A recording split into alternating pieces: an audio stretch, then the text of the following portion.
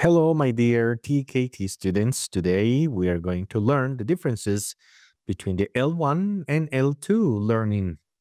And we're going to try to understand the language acquisition across ages. And to better understand these concepts, we're going to talk about what L1 is. The L1 or first language refers to the language a person or acquires naturally in early childhood. We can also say that often through interaction with their environment, and it is typically established during infancy and forms the foundation for cognitive development and communication. L1, your native language, the language you learned at home and then at your school, and then you use it naturally, the language you are considered to be a C2 speaker, and then the L2, the second language. This is any language learners learn after the acquisition of L1. This process usually starts in formal education settings, like primary or secondary schools, often leading to varying levels of fluency and proficiency depending on exposure and motivation.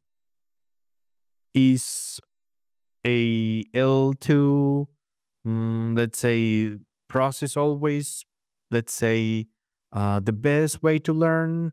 What I wanted to say here is that maybe all the L2 processes, all the people learning English, is not quite successful as the L1. Like everyone speaks a first language, but not necessarily everyone speaks a second language.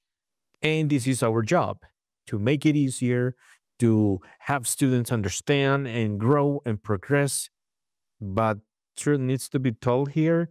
Sometimes the process of learning a second or third language is not that successful. Context matters in language acquisition, for example. So, the context in which a language is learned significantly influences the learning experience and outcomes. L1 learning usually occurs in a naturalistic environment, while L2 learning can happen in more structured settings, affecting motivation and fluency. If you can see in the picture there, for example, you didn't learn your first language in a language laboratory. You learned it at home. So you didn't have to go through software to learn vocabulary or do exercises. You didn't have to do grammar exercises when you were learning your first language. Here in this picture, we can see people trying to learn a second or third language, and maybe this process is not 100% effective or successful. There is an L1 learning journey because L1 learning begins from birth and continues through early childhood. It is shaped by social interactions and cognitive development. And it is this organic process results in almost complete mastery of the language and its nuances by the time the individual reaches adolescence. In this case, as we know, you can speak your language, your first language, very well, regardless of how rich or poor, the kind of school you went to. You usually have the level of mastery by, I don't know, let's say the age of 14, 15, 16, even 20, but you do have it. And on the other hand, for the L2, there are learning pathways, meaning the L2 learning often begins in formal education settings, and can extend into adulthood. Unlike L1, learners may face challenges such as varying attitudes and cognitive strategies, which can impact their language acquisition success. So maybe we can just, I want you to think about how you learned or how a child learns the first one, first an L1 in this case, the first language you learn, and you do it because you are motivated to speak to your mom, to your dad, to people around you, describe things. You are motivated to learn your first language. You were motivated when you were a kid, and maybe this does not apply to many students in their L2 learning. They say, teacher, I have to be here. I don't want to be here.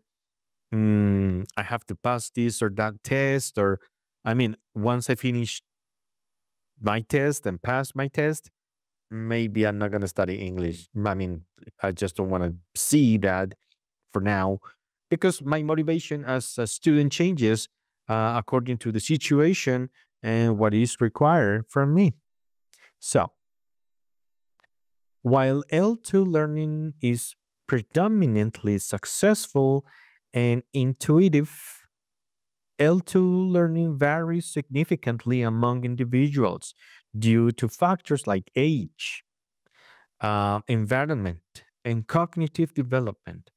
So, understanding these differences can help tailor effective teaching methods for each learner.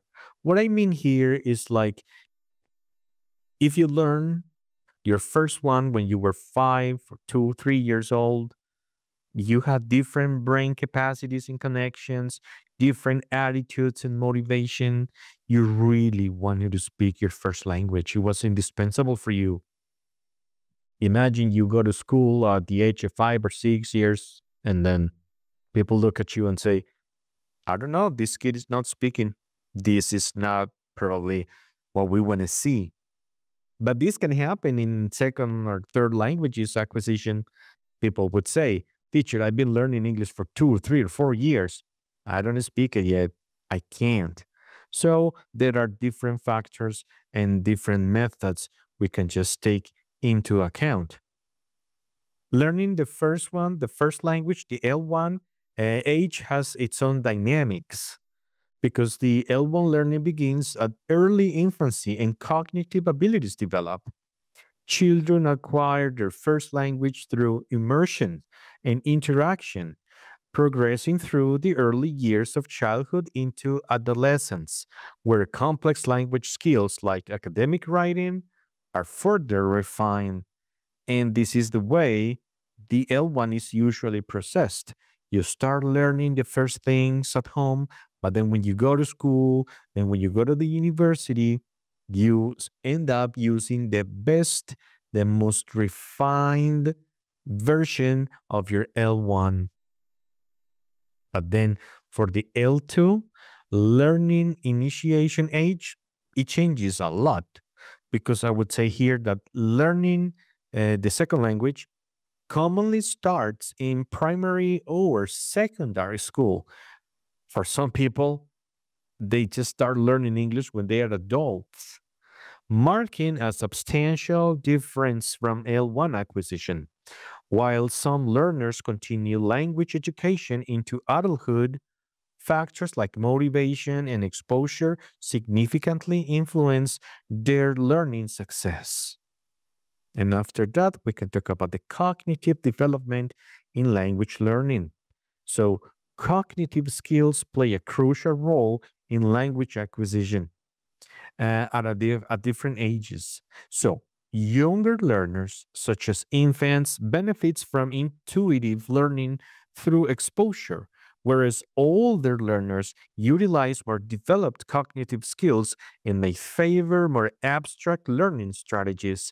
Kids usually learn through visual and concrete objects. Adults are more able to process abstract ideas. And this would be a big problem because I see, for instance, in bilingual high schools, they want kids at the ages of, let's say, 6, 7, or 8 to understand all the differences between simple present, simple past, simple future. To me, it would be too abstract for a kid at that age to have to learn these concepts, knowing that even in their first language, they wouldn't tell you the difference between using simple present and simple past, and then all these tenses together. So it all depends on the state of the student. Then we're going to talk about the learning environments because For the context in L1 learning, we can say that it typically occurs in immersive environment where babies and young children are surrounded by language, and this exposure happens through everyday interactions with caregivers and family, facilitating natural language acquisition during crucial developmental stages. What happens when you have a child and this child makes a mistake? You usually correct the child, but you don't do it like angrily. You just reformulate what the child says, and the child is motivated to keep on learning. But what do you do when you just do it in the classroom? I mean, usually when you do correction, it means the student failed at learning something or answering an exercise. So, what happens when your students just say, Teacher, you gave me 10 questions, I just got two correct. I feel terrible.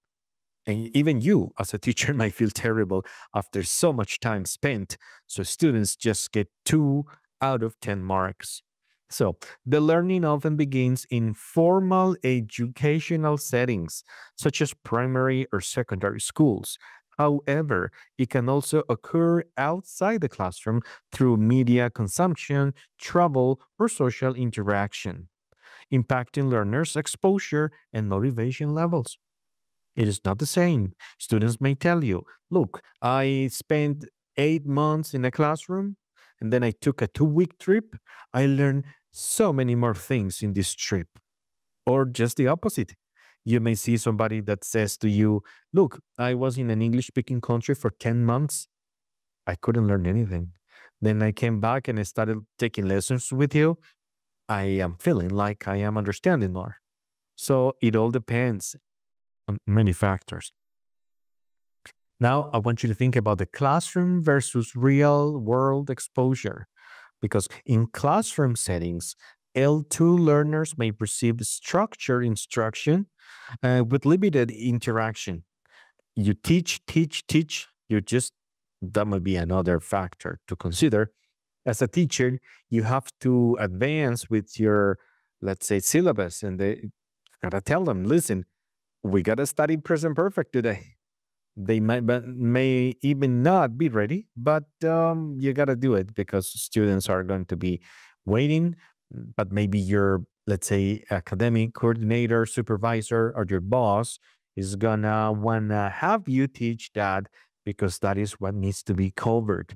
So in real world exposure, such as conversations with native speakers, this fosters more natural language use, significantly enhancing language skills and acquisition outcomes. So it all depends. Just remember, people say, if I go to an academy and I sit down for 120 hours, I am supposed to be B2 because B2 takes 120 hours. Sometimes you just do that. You go to your academy, you sit down for 120 hours, but you're not B2. It happens because sometimes academies define, design, and teach courses in which students just go and take them, but sometimes there's like not a real progression into what they can have outside in the real world. And of course, the role of motivation, because um, I would say motivation plays a crucial role in both L1 and L2 learning contexts. While L1 learners are often intrinsically motivated due to family interactions, L2 learners may require additional motivation through engaging materials and practical uses of the language, and mostly the teacher. As a teacher, you want to try to be the motivating factor that makes students want to learn. And this is just personal challenge I wanted to discuss. Then I'm going to think about the success rate in L1 learning. As I mentioned previously, L1 learning generally results in near total success due to early exposure and naturalistic interaction. Babies effectively acquire language through play and social interactions, fostering innate cognitive development and linguistic skills without structured education. But then they have to go to school. And then the variability of L2 learning success, it changes. And we can say that success in L2 learning is influenced by factors such as age, motivation, and the learning environment. While some adult learners achieve fluency, they achieve it, some others struggle due to less exposure, varying degrees of interest, and cognitive differences compared to L1 acquisition. Just remember, L2 is not 100% successful. Common challenges in L2 learning. L2 learners often face challenges such as lack of exposure outside of the classroom and differing attitudes towards language learning because adult learners may receive fewer corrections, causing missed opportunities for improvement, and various learning strategies may affect individuals' success rates.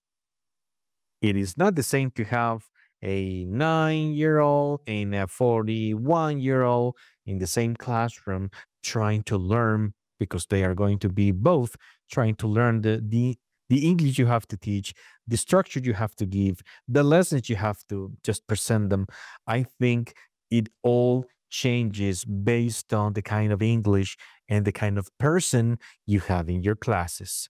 I guess this is going to be just the last step, meaning motivation in language learning, because motivation is crucial for successful language learning.